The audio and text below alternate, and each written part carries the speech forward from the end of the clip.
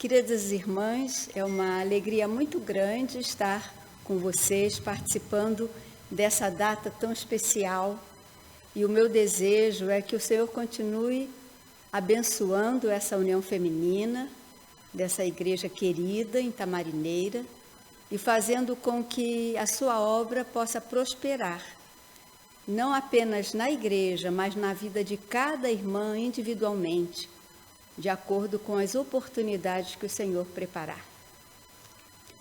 É sempre um bom motivo para comemorar, né? Nós temos gratidão e louvor nos nossos corações por tantas bênçãos que o Senhor tem derramado sobre nós e tem feito com que o seu nome seja honrado e conhecido através das nossas vidas. E, na verdade, esses momentos, essas ocasiões de comemoração também são oportunidades para nós assumirmos compromisso, para nós firmarmos posição diante do mundo que nos cerca. Como é o mundo no qual nós estamos vivendo? É um mundo cujos valores são invertidos, moralmente, é um mundo fraco, sem verdades absolutas. É um mundo que emocionalmente sofre porque os afetos são desequilibrados. As pessoas não têm segurança nos seus relacionamentos. E espiritualmente, nós vemos as mentiras tomarem a aparência da verdade. E isso faz com que o ensino da palavra seja desconsiderado, porque não é agradável você ser confrontado com tudo aquilo que está fazendo. Então, o que as pessoas fazem? Preferem se apegar à mentira em detrimento da verdade. E aí eu pergunto, quem somos nós, ou como nós nos estamos posicionando nesse contexto em que estamos vivendo? Estamos realmente fazendo a diferença? O título da nossa meditação, da nossa reflexão é Eis-me aqui. E talvez algumas irmãs se lembrem de que essas palavras foram ditas por Isaías. Lá no capítulo 6, verso 8, Isaías se apresenta diante do Senhor, colocando-se à disposição para ser usado como instrumento. E talvez alguém diga, mas Isaías era um líder. Ele foi escolhido por Deus como profeta para falar em nome de Deus. E eu não, eu sou uma pessoa comum. No entanto, Deus também se manifesta a pessoas simples, a pessoas comuns, que aos olhos dos homens não têm tanto valor, mas que aos seus olhos são preciosas e podem ser úteis para comunicar a sua mensagem. E esse é o nosso caso. O nosso contexto talvez não seja um contexto de destaque, no entanto, o Senhor continua interessado em usar a vida de cada um de nós, para que o seu amor, para que a sua verdade alcance outros corações. E hoje nós vamos pensar numa pessoa que foi usada por Deus, que teve um papel importante, não apenas na história do cristianismo, mas é um exemplo para todas nós, mulheres. E a história dessa mulher, dessa jovem mulher, está em Lucas capítulo 1, e eu vou ler primeiro o verso 26 e o verso 27. Lucas 1, 26 e 27. Diz assim a palavra de Deus: No 6º mês, o anjo Gabriel foi enviado por Deus a uma cidade da Galileia chamada Nazaré, a uma virgem que estava comprometida a casar com um homem da casa de Davi, cujo nome era José. A virgem se chamava Maria. Quem era Maria, então? Vamos ver que, embora Maria fosse descendente de Davi, ela não tinha posses, nem destaque social. Ela pertencia a uma família simples, muito simples. Também ela era bem jovem, não era uma pessoa com uma longa experiência de vida. E estava comprometida com José, que era um carpinteiro, um homem trabalhador, mas de posição social simples também. Além disso, Maria havia nascido e agora morava em cidades sem expressão. Nasceu em Belém, estava morando em Nazaré, cidades pequenas. No entanto, Maria revelou características que nós devemos buscar ao nos colocarmos diante do Senhor para cumprir a sua vontade. E vamos ver algumas dessas características que Maria demonstrou e que nós devemos trazer para a nossa experiência, para a nossa vivência, a fim de que sejamos instrumentos úteis nas mãos do Senhor e possamos, assim como ela, dizer: eis-me aqui, Senhor, cumpre em mim a tua vontade. Em primeiro lugar, Maria declarou e demonstrou: eu sou uma mulher abençoada. Isso está no versículo 28 e 30. Depois que o anjo se aproximou dela, o anjo disse: salve, agraciada, o Senhor está com você. Ela, porém, ao ouvir essa palavra, perturbou-se muito e pôs-se a pensar no que se poderia significar essa saudação. Mas o anjo lhe disse: não tenha medo, Maria, porque você foi abençoada por Deus. A saudação do anjo trouxe a Maria a certeza de um favorecimento baseado na misericórdia de Deus. Em outras traduções, essa expressão tem palavras diferentes, mas o sentido mesmo. Algumas dizem: achaste graça diante de Deus, ou Deus está contente com você. Você encontrou favor diante de Deus, ou você foi agraciada por Deus. E assim como Maria, nós também recebemos do Senhor um favor resultante da sua bondade e do seu amor. Quando vamos a Efésios 2:4, Efésios começa dizendo que nós estávamos mortos nos nossos delitos e pecados. E aí no verso 4 diz que Deus, pelo fato de ser rico em misericórdia e por causa do grande amor com que nos amou, Ele nos alcançou com a sua graça. E aí fica uma pergunta: o que eu tenho feito, o que você tem feito através dessa nova condição de vida? Porque a graça de Deus nos alcança com alegria e com uma nova disposição. Diante das lutas do dia a dia, nós temos nos fortalecido nessa graça do Senhor, nessas bênçãos que nos alcançam dia a dia. Há um cântico, e nós cantávamos muito esse cântico lá em Portugal, que diz assim: não pode ser triste o coração que ama a Deus. As tristezas vêm à nossa vida, mas elas não se alojam, elas não tomam conta, elas não fincam raízes no nosso coração. Porque o Senhor está conosco até nessa hora da dificuldade e da tristeza. E realmente, quando nós olhamos em volta de nós, o que nós temos encontrado? Vidas sem rumo, vidas sem propósito. Não apenas pobreza financeira, mas falta de significado, falta de valor pessoal. E eu quero até sugerir que você pense numa pessoa agora que está nessa situação e ore por ela. Talvez seja alguém da sua família, o seu vizinho, alguém no trabalho. Essa pessoa precisa ser alcançada pela graça de Deus, através das bênçãos que o Senhor já tem derramado na sua vida, e pode fazer de você um instrumento para alcançar essa vida também.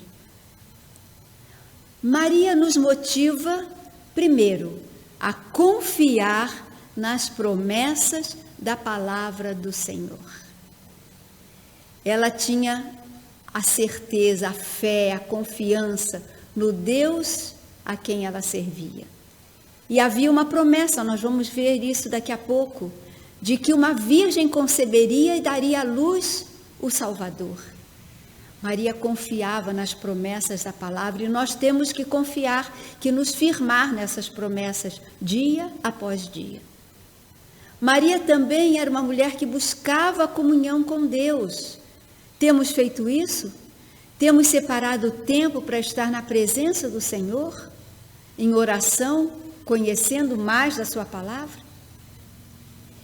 E além do mais, acima de tudo, Maria vivia em obediência aos mandamentos do Senhor. Porque não adianta nada nós conhecermos, sabermos, mas não confiarmos e vivermos em obediência a esses mandamentos. Essas são características de uma pessoa abençoada, como Maria e como você também pode ser. Uma outra característica de Maria que vamos ver. Maria se declarou responsável, se sentiu responsável. Como é que nós podemos entender isso? Vamos ler os versículos 30 até o 33. Diz assim a palavra do Senhor: depois que o anjo lhe disse: não tenha medo, Maria, você foi abençoada por Deus. Você ficará grávida e dará à luz um filho, a quem chamará pelo nome de Jesus. Este será grande e será chamado Filho do Altíssimo. Deus, o Senhor, lhe dará o trono de Davi, seu pai. Ele reinará para sempre sobre a casa de Jacó, e o seu reinado não terá fim. Eu não sei o que passou pela cabeça de Maria, mas certamente um temor, uma interrogação, uma grande responsabilidade. Deus confiou a Maria uma grande missão. Porque quem iria cuidar do menino? Quem iria criá-lo? Quem iria ensinar o que se fizesse necessário? Seria ela. Dela seria exigido muito. E aí eu pergunto, e quanto a nós? Porque ao sermos alcançados pela misericórdia do Senhor, Ele nos atribui uma tarefa importante, uma tarefa intransferível. Como está escrito em 1 de Pedro 2,9, o apóstolo diz que nós fomos tirados das trevas para a sua maravilhosa luz. E nós temos que proclamar essas virtudes desse que fez essa grande mudança na nossa vida. Cada um de nós foi colocado numa posição estratégica para cumprir a vontade do Senhor. E aí vem uma pergunta: sobre quais vidas Deus me colocou como responsável? Sobre quais vidas Deus colocou você como responsável? Qual é a influência que você tem exercido nessas vidas que estão à sua volta? Influência que pode ser exercida através da oração, através da intercessão.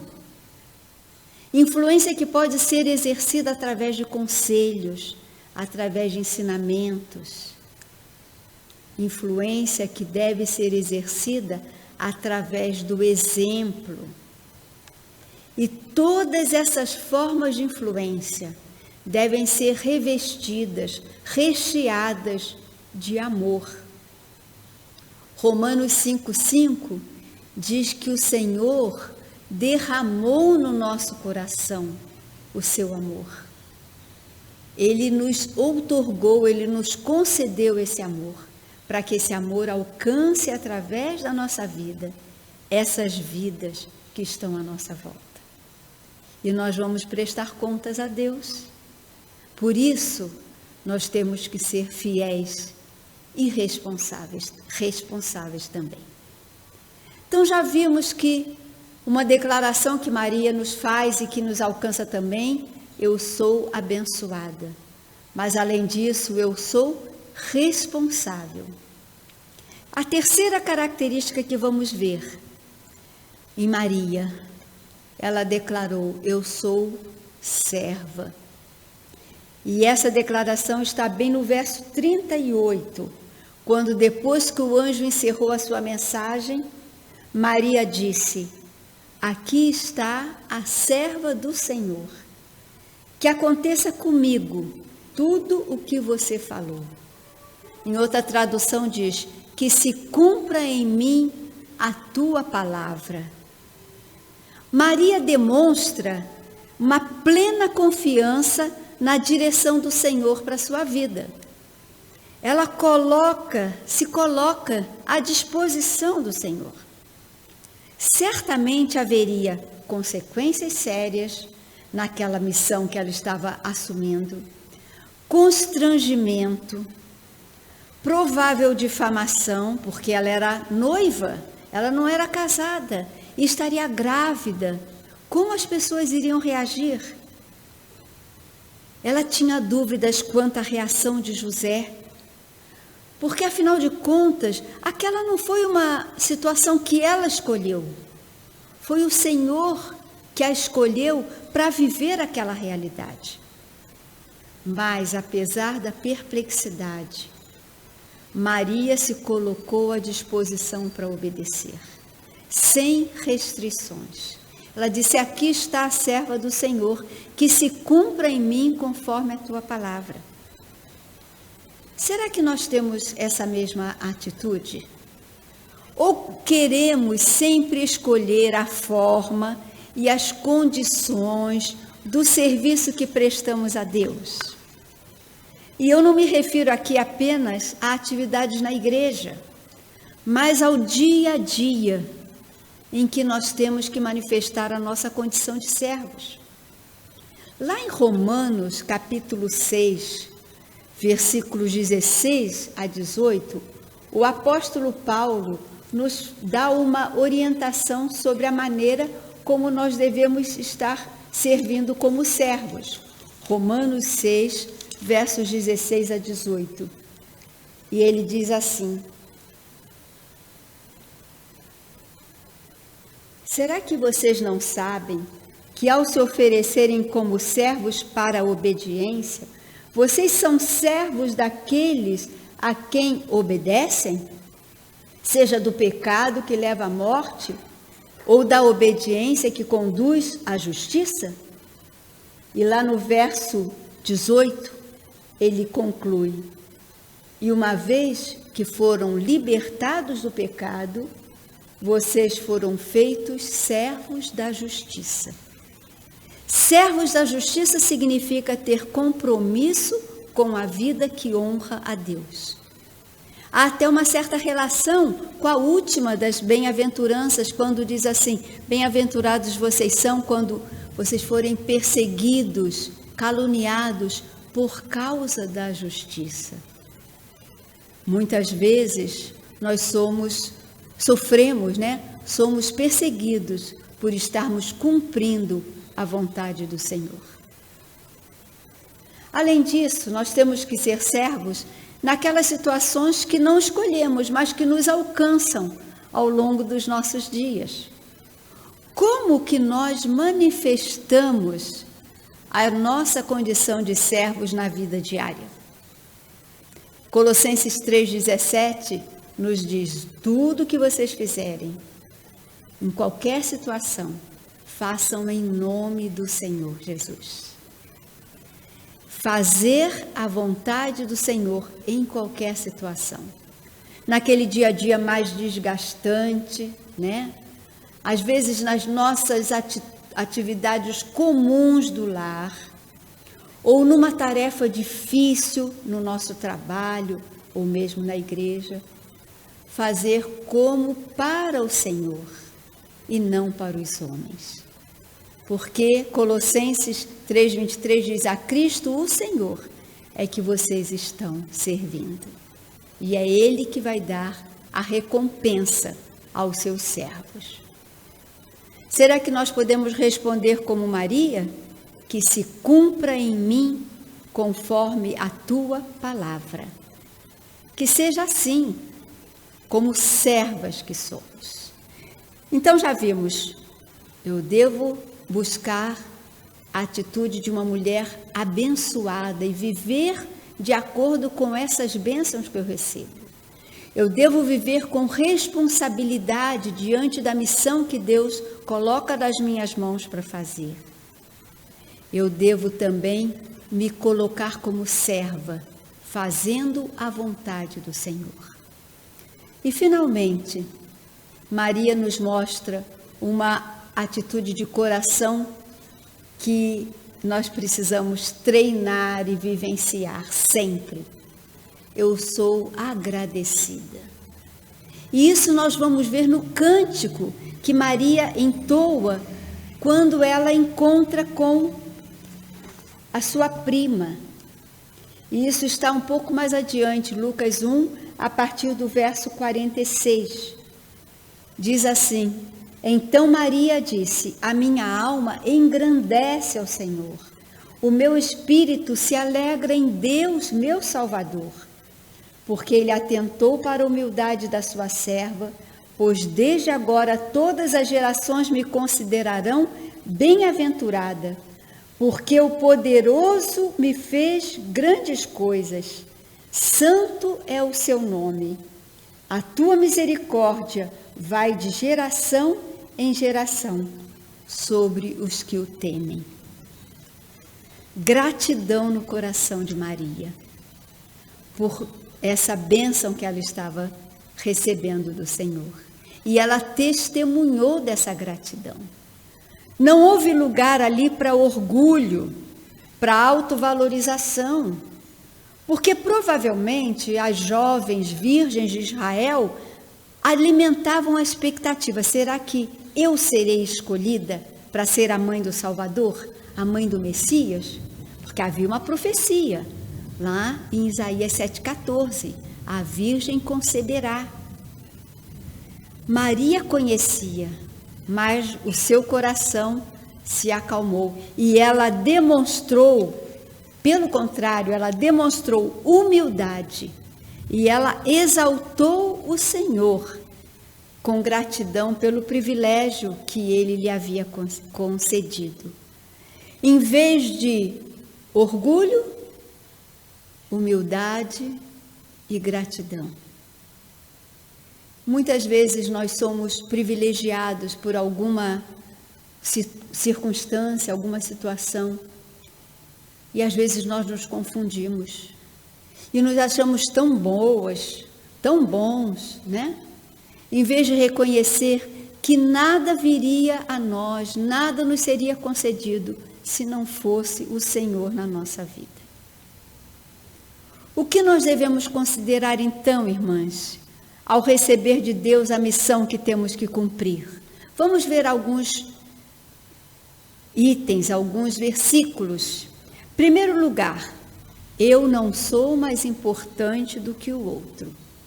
Segundo aos Coríntios 3:5, diz que nós não somos capazes por nós mesmos de realizar qualquer coisa, mas a capacidade vem do Senhor sobre nós. Esse versículo nos ajuda a valorizar o que recebemos, no entanto, atribuir ao Senhor a honra e a glória que lhe é devida, porque tudo recebemos dele. Além disso, quanto mais eu tiver que fazer, mais eu terei que prestar contas. Aqui mesmo em Lucas, capítulo 12, quando Jesus conta uma das parábolas, lá no capítulo 12, versículo 48, a segunda parte diz assim: aquele a quem muito foi dado, muito será exigido, e aquele a quem muito se confia, muito mais lhe pedirão. Portanto, quanto mais eu tiver que fazer, mais eu terei que prestar contas, mais eu terei que me responsabilizar por essa missão ou por esse privilégio que eu recebi. Ainda outro versículo que vamos ver, quando falamos das oportunidades, elas são proporcionais às nossas responsabilidades. Eclesiastes 9:10 diz: tudo que te vier à mão para fazer, faze-o conforme as tuas forças. No além para onde tu vais, não há obra nem projeto. O tempo é agora de fazer e fazer bem feito. Fazer e fazer com todas as nossas forças. Fazer e fazer com responsabilidade. Num tempo em que as coisas são muito rápidas, né? E feitas às vezes de maneira displicente, nós precisamos nos destacar como pessoas sérias e responsáveis naquilo que assumimos, fazendo conforme as nossas forças. Ainda, lembrarmos que é um privilégio ser instrumento útil nas mãos do Senhor. Na carta que o apóstolo Paulo escreveu a Timóteo, 2 Timóteo, capítulo 2, versículo 21, Paulo está considerando as nossas vidas como vasos, né? Instrumentos úteis, e ele diz: assim, pois, se alguém se purificar desses erros, será utensílio para a honra, santificado e útil ao seu Senhor, estando preparado para toda boa obra. A nossa vida sendo colocada nas mãos do nosso Senhor, para que Ele use para toda boa obra.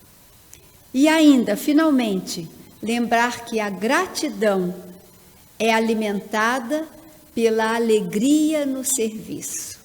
Salmo 100, verso 2. Servi ao Senhor com alegria, não reclamando, não arrastando os pés, né? Não fazendo como se fosse um fardo, mas reconhecendo como é bom servir ao Senhor, como é bom ser parte de um plano, de um propósito de Deus, não apenas numa instituição, mas na vida de pessoas. E a gratidão é alimentada pela alegria, porque a alegria nos fortalece e faz o nosso coração ser grato por isso. Então, irmãs, nós não podemos nos deter no preço a pagar. Há um preço, para tudo há um preço. Não podemos nos deter na semeadura, que é difícil, às vezes exaustiva, mas pensar na colheita, que trará alegria, que trará recompensa, que trará honra e glória a Deus e muita vitória na vida de tantas pessoas que serão alcançadas pelas nossas vidas. O Salmo 126 é um salmo que retrata essa realidade. Quem sai andando e chorando enquanto semeia, voltará com júbilo, trazendo os feixes, trazendo o resultado da semeadura, trazendo a sua colheita. Então vamos concluir. O que aconteceu com Maria depois desse encontro com o anjo? Se nós formos a Lucas capítulo 2, nós vamos ver que Maria foi guardando no coração esses ensinamentos e esses fatos preciosos. Vejam lá o verso 19. Lucas 2, 19. Depois que a criança nasceu, eles foram visitados, né? No verso 18 diz: todos os que ouviram se admiraram das coisas relatadas pelos pastores, porque os pastores foram lá e saíram espalhando a notícia do nascimento do Messias, do Salvador, porque eles receberam essa mensagem dos anjos, né? E o verso 19 diz assim: Maria, porém, guardava todas estas palavras, meditando-as no coração. Maria retinha guardava, ela formou um quadro. Também vamos ver o verso 35, quando Maria vai ao templo. Está aqui. Simeão fala com Maria. Simeão diz: esse menino está destinado tanto para a ruína como para a elevação de muitos em Israel e para ser alvo de contradição. Aí Simeão se dirige a Maria, para que se manifestem os pensamentos de muitos corações. Quanto a você, Maria, uma espada atravessará a sua alma. Maria era muito jovem, ela era pouco mais que uma adolescente. E eu fico imaginando, né? Nos tempos de hoje, os adolescentes têm uma estrutura emocional tão fraca. E Maria, já com uma criança para cuidar, sabendo da sua responsabilidade, ainda ouviu essas palavras de Simeão: uma espada atravessará a sua alma. Depois, no verso 51, depois que Jesus foi levado a Jerusalém e ele ficou lá no templo, Maria e José foram buscá-lo. E Jesus disse a eles: por que me procuravam? Não sabiam que eu tinha que estar na casa do meu pai? Não compreenderam, porém, as palavras que lhes disse. E Jesus voltou para casa com eles e era-lhes submisso. E a mãe dele, Maria, guardava todas essas coisas no coração. Maria retinha, meditava, refletia nos acontecimentos. Muitas vezes, queridas irmãs, nós não temos sido instrumentos úteis nas mãos do Senhor, porque nós permitimos que as coisas passem pela nossa vida superficialmente. Nós temos que gastar tempo refletindo diante de Deus o que isso está acontecendo, por que isso está acontecendo, qual a minha postura, qual a minha atitude diante de todas essas coisas. Maria nos ensina que é preciso guardar, meditar, refletir naquilo que acontece, para que sejamos abençoadas, para que sejamos responsáveis, para que tenhamos um coração de serva, para que sejamos agradecidas por aquilo que nos acontece. Deus foi formando um quadro no coração de Maria. Maria ia consultando o seu coração conforme Deus ia revelando, passo a passo, a sua vontade. E aí eu pergunto e penso sobre nós. Não se trata apenas de um tempo de euforia e logo tudo se desvanece. Vou fazer uma pergunta. Quantas vezes você já disse: eis-me aqui, para o Senhor? Às vezes um culto que nos trouxe emoção, um apelo que foi feito, um hino muito bonito, e nós dissemos: Senhor, eis-me aqui. Mas talvez tenha sido só um tempo de euforia, de emoção passageira, e logo tudo se desvaneceu. Quando saímos daquele lugar, quando saímos da igreja, quando o acampamento terminou, tudo se acabou. Será que as nossas decisões têm sido decisões firmes, como a de Maria, em que nós paramos, pensamos, meditamos e nos apropriamos dessa responsabilidade, dessa decisão? Deve ser uma atitude que permanece, uma atitude que vai se aprofundando através das várias experiências preparadas pelo Senhor. Talvez você se ache incapaz de ser chamada por Deus para uma missão.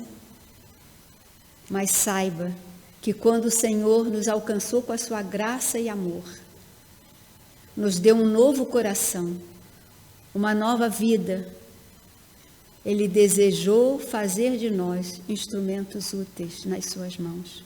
Efésios 2:10 diz que nós somos feitura dele, criados em Cristo Jesus para as boas obras, as quais Deus de antemão preparou para que andássemos nela. Será que há alguma atitude que você precise corrigir diante do desafio que Deus está preparando para você hoje?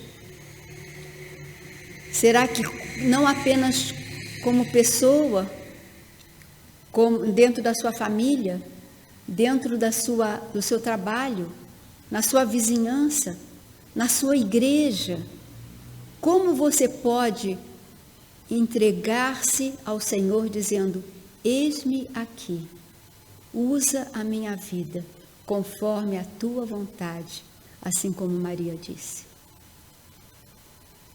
Vamos orar, vamos colocar diante do Senhor as nossas vidas.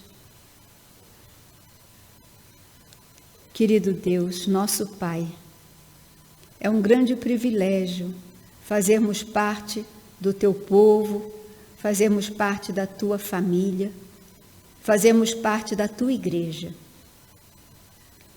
E nós agradecemos, Senhor, porque a tua palavra nos ensina os caminhos pelos quais nós devemos seguir, para que cumpramos a tua vontade, através das várias situações e experiências que vivenciamos dia a dia.